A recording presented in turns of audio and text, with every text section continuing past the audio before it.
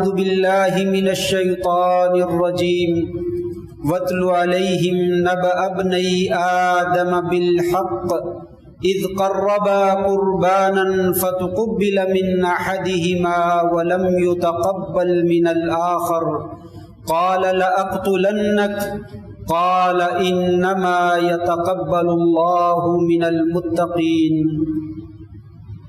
آپ ان پر آدم کے دو بیٹوں کی خبر پڑھیے جنہوں نے قربانی کی، ایک کی اللہ تعالیٰ نے قربانی کو قبول فرما لیا اور دوسرے کی قربانی کو قبول نہ کیا۔ جس کی قربانی قبول نہ ہوئی وہ دوسرے سے کہنے لگا میں تجھے قتل کر دوں گا، جس کی قربانی قبول ہوئی اس نے جواب دیا اللہ تبارک و تعالیٰ تو صرف متقین سے قبول فرماتے ہیں۔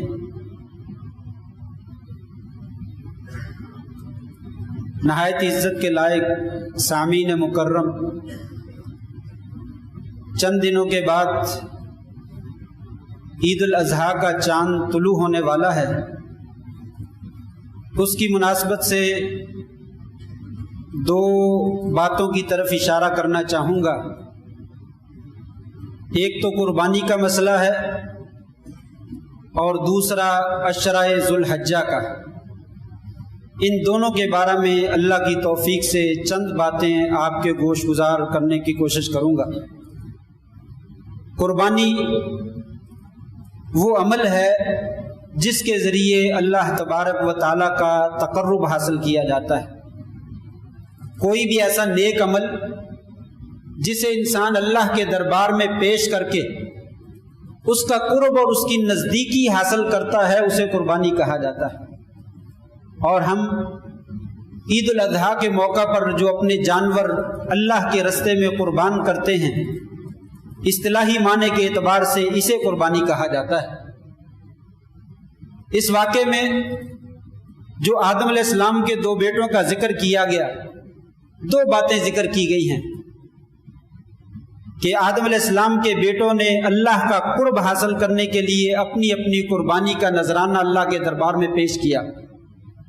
ایک کی قربانی قبول ہو گئی، دوسرے کی قبول نہیں ہوئی۔ اس سلسلے میں ایک بات تو ہمیں یہ سمجھ میں آتی ہے کہ قربانی ایک بہت بڑی عبادت ہے جو صرف اور صرف اللہ تبارک و تعالیٰ کے حضور پیش کی جاتی ہے۔ قربانی کسی اور کے لیے سزاوار نہیں ہے، جیسے نماز، روزہ، حج، زکوٰۃ، یہ تمام عبادات صرف اللہ کے لیے خاص ہیں۔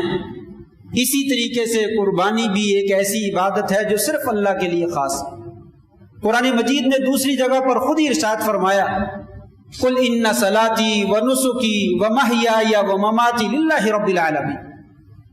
اے پیارے پیغمبر علیہ الصلاۃ والسلام، آپ فرما دیجئے میری نماز، میری قربانی، میرا جینا، میرا مرنا، میرا سب کچھ اللہ تبارک و تعالیٰ کا۔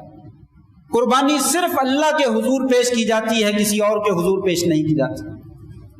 دوسری بنیادی بات جو اس قصہ میں ذکر کی گئی وہ یہ بتلایا گیا ہے انما یتقبل اللہ من المتقین۔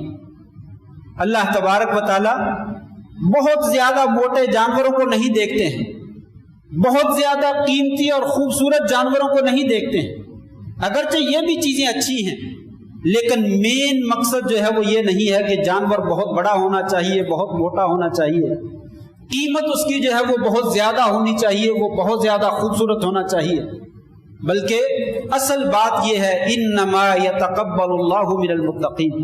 اللہ تبارک و تعالی ان لوگوں سے قربانی کو قبول کرتے ہیں جو ہمیشہ اللہ اور اس کے رسول کے حکم کے سامنے سر تسلیم خم کر دیتے ہیں۔ وہ کوئی چوں اور چرا نہیں کرتے ہیں، دائیں بائیں بگلے نہیں جھانکتے ہیں، جب اللہ کا حکم آ جاتا ہے فوراً سر جھکا دیتے ہیں اور اس کو تسلیم کر لیتے ہیں۔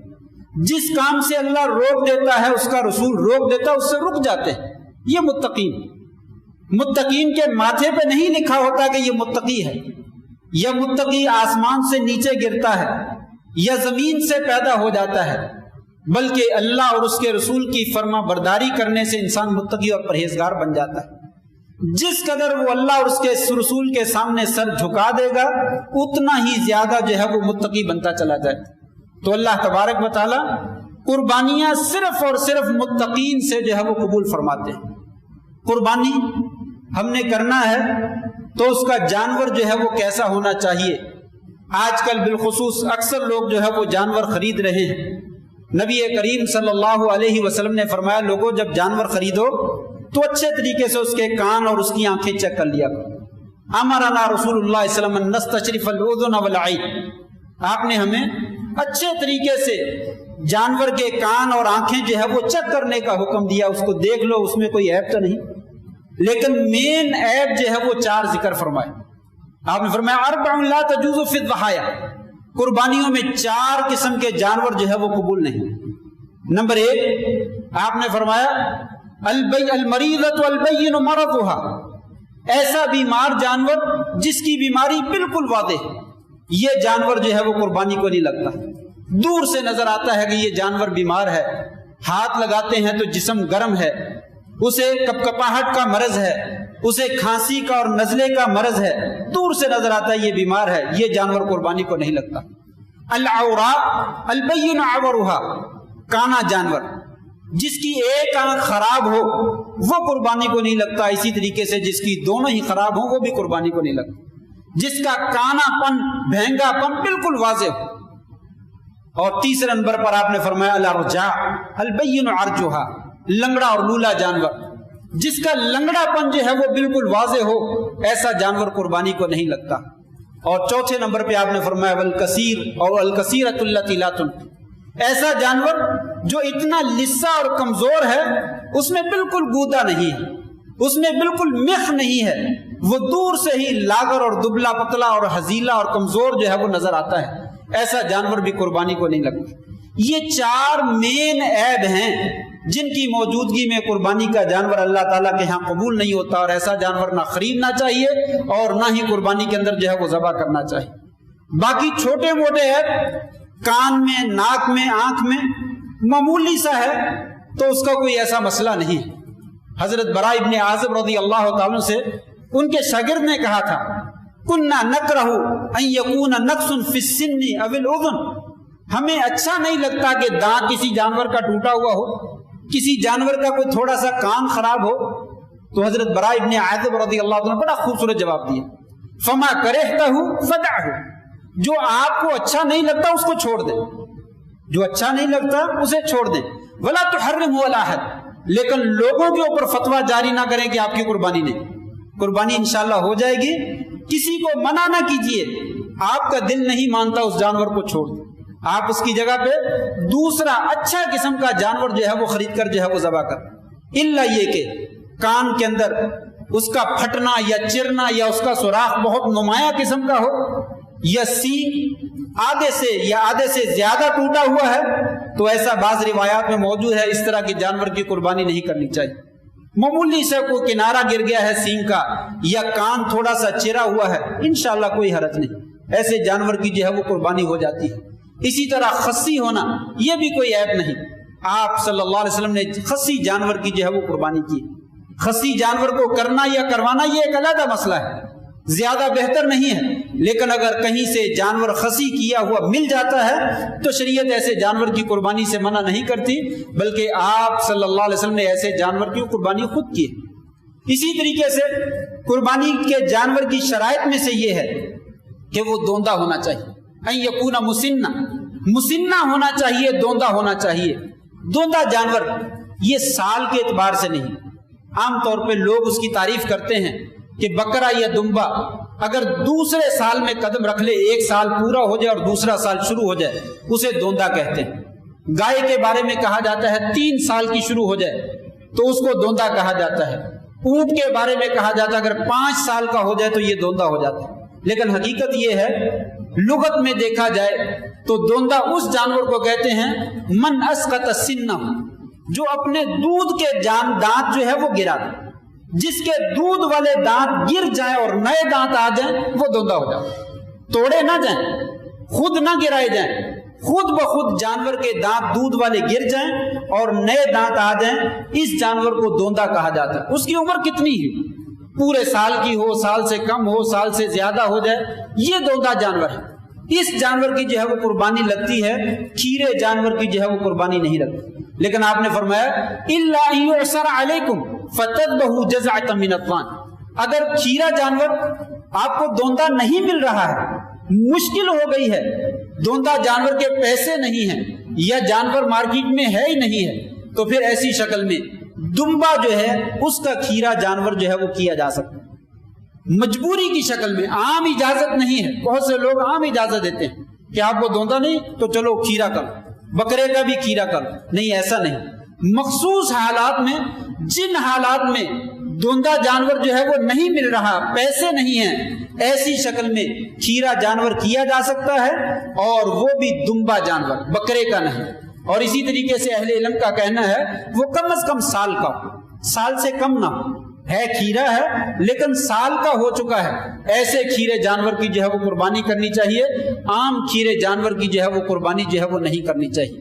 اسی طریقے سے بھینس وغیرہ کی قربانی کے بارے میں عموماً اختلاف پایا جاتا ہے، اہل علم کے مابین جو ہے وہ شدید اختلاف ہے، کچھ لوگ جو ہے اس کو بالکل سنت قرار دیتے ہیں اور کچھ لوگ جو ہے اس کو ناجائز قرار دیتے ہیں۔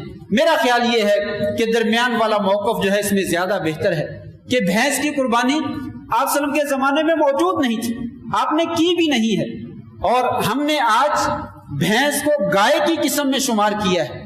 زکوٰۃ دیتے وقت ہم احتیاط کا تقاضا کرتے ہوئے کہتے ہیں کہ بھینس اور گائے میں کوئی فرق نہیں، جس طرح گائے کی زکوٰۃ دینی چاہیے اسی طرح بھینس کی زکوٰۃ دینی چاہیے۔ لیکن قربانی کے بارے میں جب آپ نے نہیں کی ہے تو انسان گریز کر، شریعت نے قرآن مجید میں جب 4 قسم کے جانور ذکر کیے گئے ہیں کہ ماز ہے، بکری ہے، دمبا ہے، یہ ایک قسم ہے، گائے وغیرہ دوسری قسم ہے، اور اسی طریقے سے تیسری قسم اونٹ ہے، چوتھی بکری اور دمبے وغیرہ کی ہے، ان میں سے جو ہے وہ جو بھی جانور مل جائے وہ ذبح کر دیا جائے، جو نہیں ملتا ہے اس کو چھوڑ دیا جائے، اور یہ چاروں جانور ہمارے معاشرے میں کثرت کے ساتھ جو ہے وہ پائے جاتے ہیں۔ اگر کہیں پہ یہ جانور نہ ملتا ہو تو کوئی حرج نہیں، ایسی شکل میں بھینس وغیرہ کی قربانی کرنا جو ہے وہ جائز ہے، قربانی اس کی درست ہے، لیکن اگر کوئی مخصوص شکل بن جائے تو پھر اس حالت میں کرے۔ عام جو ہے وہ اعلان کر کے ہم بھینس کی قربانی کرتے ہیں اور یہ سنت ہے، میرا خیال ہے یہ مناسب بات جو ہے وہ معلوم نہیں ہوتی ہے۔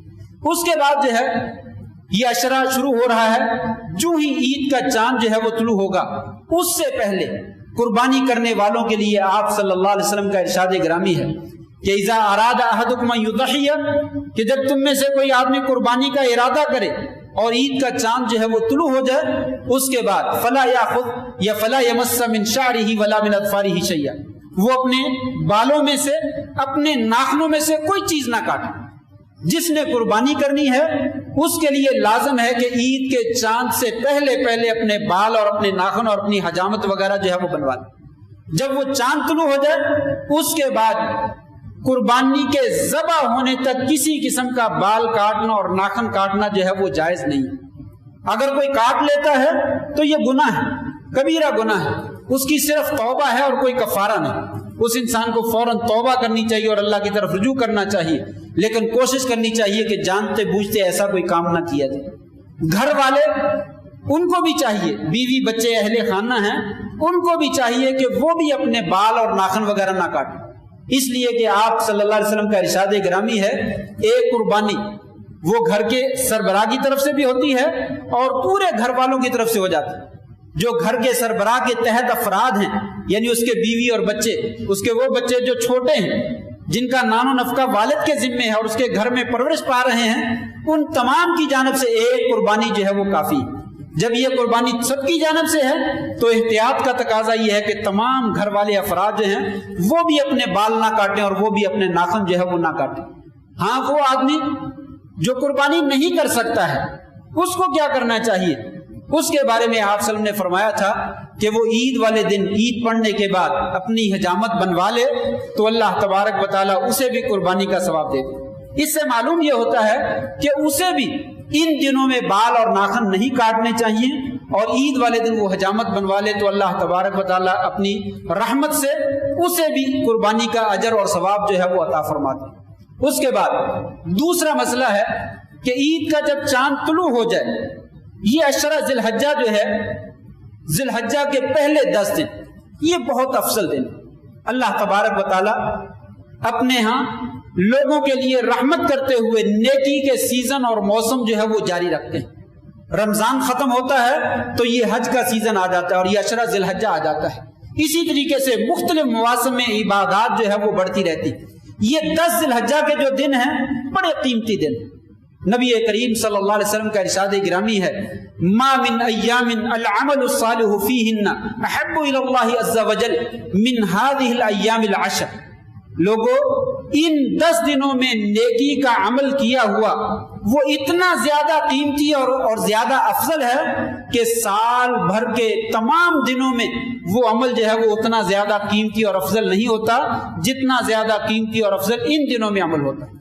वो अमल कौन सा है? कोई भी नेकी का अमल, नमाज का, रोजे का, जिक्र का, इबादत का, कुरान मजीद की तिलावत का, दुआ का, कोई भी अमल जितना ज्यादा अजर और सवाब इन 10 दिनों में होता है उतना ज्यादा अजर और सवाब जो है वो किसी दिन में उस इबादत का जो है वो नहीं होता। आपसे सल्लल्लाहु से पूछा गया, या रसूल अल्लाह, वलल जिहाद फी सबीलिल्लाह, अल्लाह के रास्ते में जिहाद करना भी इतना ज्यादा अफजल नहीं? आपने फरमाया नहीं, जिहाद करना भी इतना ज्यादा अफजल नहीं है, इल्ला ये कि रजुलुन खरज बिनफ्सिही व मालिही वलम यरजि मिन ज़ालिका बिशै।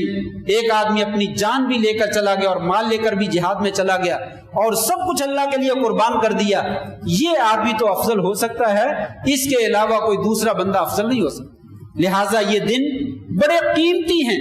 इन दिनों में हमें सबको चाहिए कसरत के साथ जिक्र अस्कार करें, सुभान अल्लाह, अल्हम्दुलिल्लाह, अल्लाहु अकबर, दुरूद शरीफ पढ़ें, कुरान मजीद की तिलावत करें, नफलो नवाफिल में इजाफा करें, दिन के नवाफिल में भी और रात के नवाफिल में भी इजाफा करें, और इसी तरीके से ज़कात, सदकात और खैरात भी बढ़ चढ़ कर दें, इनमें बहुत ज्यादा अजर व सवाब है। और इसी तरीके से रोजा रखने की भी कोशिश करें। अगर कोई आदमी यकम से लेकर 9 जिलहज्जा तक भी रोजा रख लेता है तो कोई ममानत नहीं है, ये बहुत अफजल दिन है, इन दिनों में रोजा रखा जा सकता है, लेकिन बिलखुसूस 9 जिलहज्जा का रोजा जरूर रखना चाहिए। आपने फरमाया था, अहतसिबु अलल्लाहि अन युकफ्फिर अस्सनतल मादियत वल बाकिया, मुझे उम्मीद है जो आदमी अरफा के दिन का रोजा रखता है अल्लाह करीम उसे 2 सालों के गुनाह माफ कर दे, एक पिछले साल के और एक आइंदा साल के, 2 सालों के गुनाह जो है वो माफ कर दिए जाते हैं। लिहाजा बाकी भी रोजे रखने चाहिए, बिलखुसूस 9 जिलहज्जा का जरूर रखना चाहिए। अरफा के दिन के बारे में भी इख्तिलाफ है कि सऊदी अरब के एतबार से 9 जिलहज्जा का रोजा रखना या अपने एतबार से। हकीकत ये है हम तमाम इबादत अपने एतबार से करते हैं। हम ये नमाज जुमे की पढ़ेंगे अपने वक़्त के एतबार से पढ़ेंगे, रोजा रखते हैं तो सहरी अपने वक़्त के एतबार से करते हैं, इफ्तारी करते हैं तो अपने वक़्त के एतबार से करते हैं। इसी तरीके से ये अरफात का रोजा जो है ये भी अपने वक़्त के एतबार से। अरफात से मुराद 9 जिलहज्जा का रोजा है, लिहाजा 9 जिलहज्जा जब हमारे यहाँ हो उस वक़्त जो है वो रोजा रखना चाहिए। और अगर 8 जिलहज्जा का भी रख लें, जिस दिन सऊदीया में 9 जिलहज्जा होती है, तो तब भी कोई हर्ज नहीं, दोनों का रख लिया जाए, 9 का भी रख लिया जाए, 8 का भी रख लिया जाए, ताकि कन्फर्म तौर पे हमें यौम अरफा जो है वो मिल जाए। लेकिन अगर कोई एक रखना चाहता है तो अपने एतबार से 9 जिलहज्जा का जो है वो रोजा रखना चाहिए। ये इंतहाई जरूरी बातें थी जो इन दोनों के लिए मुनासबत से जिक्र करना जरूरी थी। अल्लाह तबारक व तआला से दुआ है अल्लाह करीम किताब व सुन्नत को सही मानों में समझकर उसके मुताबिक हमें अमल करने की तौफीक अता फरमाए। व आखिरु दावाना अनिल हम्दुलिल्लाहि रब्बिल आलमीन।